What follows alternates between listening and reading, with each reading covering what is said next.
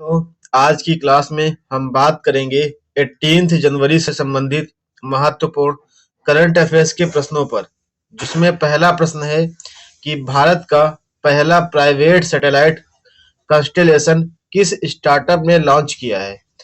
आपको बता दें कि ये चर्चा में क्यों रहा है। तो चर्चा में रहा है कि अभी हाल ही में बेंगलुरु का एक स्टार्टअप है जिसका नाम है पिक्सल। इस पिक्सल ने भारत का पहला प्राइवेट सैटेलाइट कंस्टेलेशन लॉन्च किया है। तो हमारा सही उत्तर हो जाएगा ऑप्शन बी, पिक्सल, जो बेंगलुरु में स्थित है, जिसने अभी हाल ही में भारत का पहला प्राइवेट सैटेलाइट कॉन्स्टेलेशन को लॉन्च किया है। अब देख लेते हैं कि ये सैटेलाइट कॉन्स्टेलेशन होता क्या है। आपको बता दें कि जो सैटेलाइट कॉन्स्टेलेशन है, यह बहुत सारी सैटेलाइट्स होती हैं, उनका एक समूह होता है जो एक साथ मिलकर कार्य करते हैं ताकि व्यापक और बेहतर कवरेज, साथ ही डेटा संग्रहण और संचार सेवाएं प्रदान की जा सके। आपको बता दें कि जो कंस्टेलेशन है, ये कई सारे सैटेलाइट एक निर्धारित नेटवर्क के रूप में कार्य करते हैं ताकि एक ही समय में जो पृथ्वी के विभिन्न हिस्से हैं उनसे डेटा को प्राप्त कर सके और लगातार निगरानी की जा सके। अगला प्रश्न है कि अभ्यास डेविल स्ट्राइक का आयोजन कब से कब तक किया जाएगा। तो आपको बता दें कि यह चर्चा में क्यों रहा है। जो भारतीय सशस्त्र बल है, यह 16 से 19 जनवरी 2025 तक इस जो आयोजन होगा उसमें भाग लेंगे। तो जो ये अभ्यास डेविल स्ट्राइक है, यह 16 से 19 जनवरी के बीच आयोजित किया जाएगा। तो हमारा सही उत्तर हो जाएगा ऑप्शन ए। जो यह अभ्यास होगा डेविल स्ट्राइक, इसमें सशस्त्र जो भारतीय सशस्त्र बल है यह इसमें भाग लेगा। तो हम देख लेते हैं कि भारतीय सशस्त्र बल क्या है। आपको बता दें कि जो भारत के सुरक्षा बल हैं, जैसे सीआरपीएफ हो गया, वैसे ही सशस्त्र सीमा बल भी है। तो आपको बता दें कि जो सशस्त्र सीमा बल है, इसका जब गठन किया गया था 1963 में, तो इसका विशेष सेवा ब्यूरो यानी कि स्पेशल सर्विस ब्यूरो के रूप में गठन हुआ था, जिसको एसएसबी के रूप में भी जानते हैं।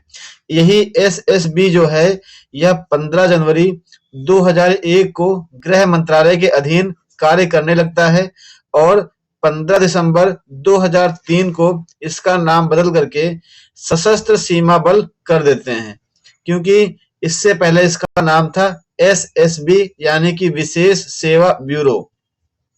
और वहीं 19 जून 2001 को इसको एक अन्य दायित्व देते हैं, जिसका कार्य होता है कि जो भारत नेपाल सीमा है, जिसकी लंबाई 1751 किलोमीटर है, की सुरक्षा करने का कार्य इसको सौंपा गया।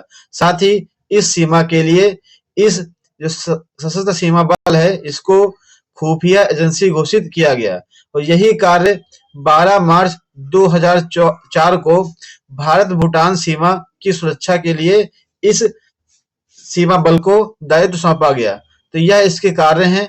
साथ ही यह एसएसबी जो है उत्तराखंड, उत्तर प्रदेश, जो पश्चिम बंगाल, सिक्किम, असम, अरुणाचल प्रदेश, इन राज्यों से जो अंतरराष्ट्रीय सीमा साझा की जाती है, उन अंतरराष्ट्रीय सीमाओं की यह रक्षा करता है। ध्यान रखिएगा। अगला प्रश्न है कि हाल ही में विश्व स्तरीय पुरातत्व अनुभवात्मक संग्रहालय का उद्घाटन कहाँ किया गया। आपको बता दें कि अभी हाल ही में जो हमारे केंद्रीय गृह एवं सहकारिता मंत्री जी हैं, अमित शाह जी, इन्होंने वडनगर में एक विश्व स्तरीय पुरातत्व अनुभवात्मक संग्रहालय का उद्घाटन किया है। तो हमारा सही उत्तर हो जाएगा ऑप्शन डी, वडनगर। अब देख लेते हैं कि जो विश्व स्तरीय पुरातत्व अनुभवात्मक संग्रहालय है, इसके बारे में कुछ चर्चा कर लेते हैं कि जो यह संग्रहालय बनाया गया है, यह एक ऐतिहासिक परियोजना है जो कि वडनगर में स्थित है। वडनगर को ही क्यों चुना गया, क्योंकि यह जो प्राचीन परंपराओं का दर्पण है, साथ ही इस वडनगर का जो इतिहास है वो 2500 साल पुराना है और इसके जो स्मरणीय इतिहास हैं उनको जीवंत करने के लिए यह संग्रहालय बनाया गया है। इसका उद्देश्य क्या है? इसका उद्देश्य यह है कि जो इसकी ऐतिहासिक धरोहर है इसको संरक्षित कर सकें, साथ ही इसको प्रदर्शित कर सकें। इसके साथ-साथ जो पर्यटक हैं, जो आगंतुक हैं, उनको एक अनोखा अनुभव प्रदान करने के लिए इस संग्रहालय को बनाया गया है। साथ ही इस जो संग्रहालय है इसमें विज्ञान के नए मानदंड भी स्थापित किए जाएंगे। अब देखते हैं अगले प्रश्न पे। हाल ही में भारत की राष्ट्रपति द्रौपदी मुर्मू और सिंगापुर की राष्ट्रपति थरमन शनमुगात्रा ने संयुक्त लोगो का अनावरण किस अवसर पर किया है? तो आपको बता दें कि भारत और जो सिंगापुर है, इन दोनों देशों के जो राजनयिक संबंध हैं उनकी 60वीं वर्षगांठ के अवसर पर 60वीं वर्षगांठ के अवसर पर एक संयुक्त लोगो का अनावरण किया गया है। जो यह संयुक्त लोगो है इसमें जो राष्ट्रीय ध्वज हैं और जो राष्ट्रीय फूल हैं उनको समाहित किया गया है। तो हमारा सही उत्तर हो जाएगा ऑप्शन बी कि भारत और सिंगापुर के जो राजनयिक संबंध है उनकी जो 60वीं वर्षगांठ है इसके अवसर पर संयुक्त लोगो का अनावरण किया गया है। अब बात कर लेते हैं कि ये चर्चा में क्यों रहा है। तो चर्चा में हमने बता भी दिया कि जब इनकी 60वीं वर्षगांठ मनाई जा रही है भारत और सिंगापुर के जो राजनयिक संबंध हैं तो इस अवसर पर एक संयुक्त लोगो का अनावरण किया गया है। और जो ये संयुक्त लोगो है इसमें भारत और सिंगापुर के जो राष्ट्रीय झंडे हैं, राष्ट्रीय फूल हैं, इनके रंगों को शामिल किया गया है। तो जो भारत का राष्ट्रीय फूल है वो कमल है और जो सिंगापुर का राष्ट्रीय फूल है वो आर्किड है। ध्यान रखिएगा, जो ये संयुक्त लोगो बनाया गया है इसके पीछे यही उद्देश्य है कि इन दोनों देशों के बीच जो स्थायी मित्रता है, जो आपसी विश्वास है और साझा मूल्य हैं, ये जो चीजें हैं ये सब बनी रहें, जिसके लिए संयुक्त लोगो का अनावरण किया गया है। अब भारत और सिंगापुर के बीच जो संबंध है इन पर चर्चा कर लेते हैं। जो भारत की एक्ट ईस्ट पॉलिसी है, एक्ट ईस्ट नीति, इस नीति का जो सिंगापुर है भारत के लिए एक स्तंभ का कार्य करता है। साथ ही भारत और सिंगापुर के बीच एक सिम्बक्स अभ्यास होता है जो कि वार्षिक रूप से होता है, द्विपक्षीय होता है और यह एक नौसैनिक अभ्यास है। और जो अग्नि योद्धा अभ्यास है ये भारत और सिंगापुर के बीच होता है और यह एक संयुक्त सैन्य अभ्यास है। ध्यान रखिएगा। साथ ही भारत सिंगापुर के साथ व्यापक आर्थिक सहयोग समझौता पर भी हस्ताक्षर किए हैं। और अगर व्यापार की दृष्टि से देखें तो जो सिंगापुर है भारत का छठा सबसे बड़ा व्यापारिक साझेदार है, जो भारत के कुल व्यापार का 3.2% हिस्सा है। अगर आपको अंतरराष्ट्रीय संबंध से संबंधित कोई अगर उत्तर भी लिखना है मेंस के लिए तो आप इन पॉइंट्स को नोट कर सकते हैं, क्योंकि आप देख पा रहे हैं कि यहाँ पे जो ये संबंध है ये सामरिक संबंध को दर्शाता है और जो ये संबंध है इसको ये बताता है कूटनीतिक संबंध, और जो ये संबंध है यह वाला ये आर्थिक संबंध को दर्शाता है। तो आप इन पॉइंट्स को यहाँ पर मेंशन कर सकते हैं।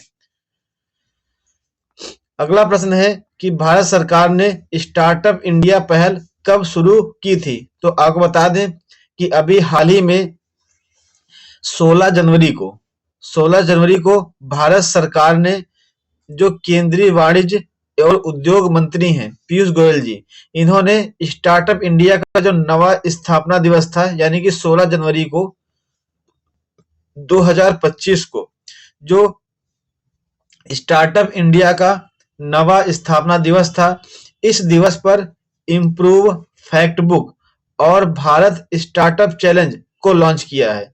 जो इम्प्रूव फैक्ट बुक है यह एक डिजिटल मंच है ताकि लोगों को आसानी हो सके इस पहल के प्रति जागरूक होने में।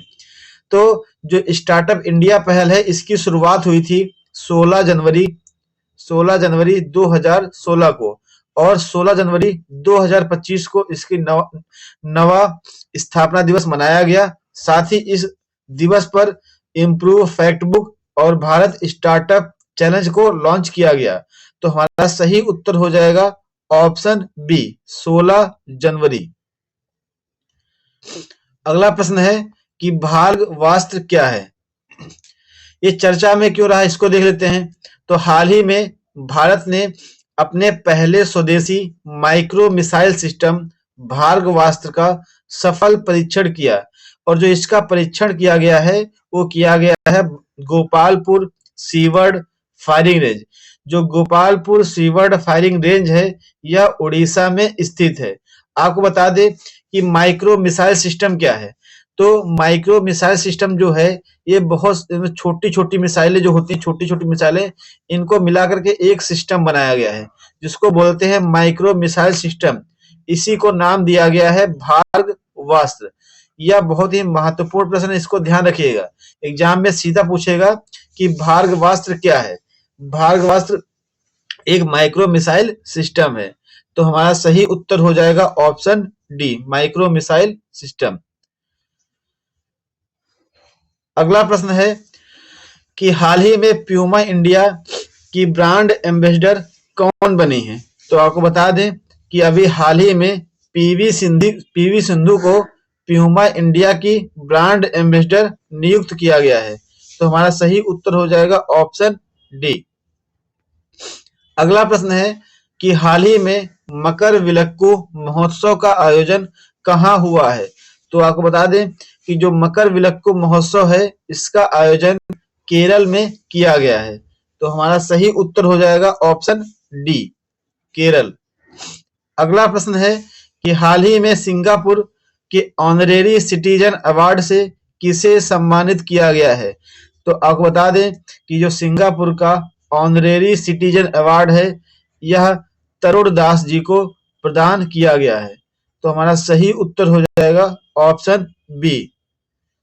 अगला प्रश्न है कि हाल ही में किस देश के राष्ट्रपति ने नवाब सलाम को प्रधानमंत्री नामित किया है? तो आपको बता दें कि नवाब सलाम अभी हाल ही में लेबनान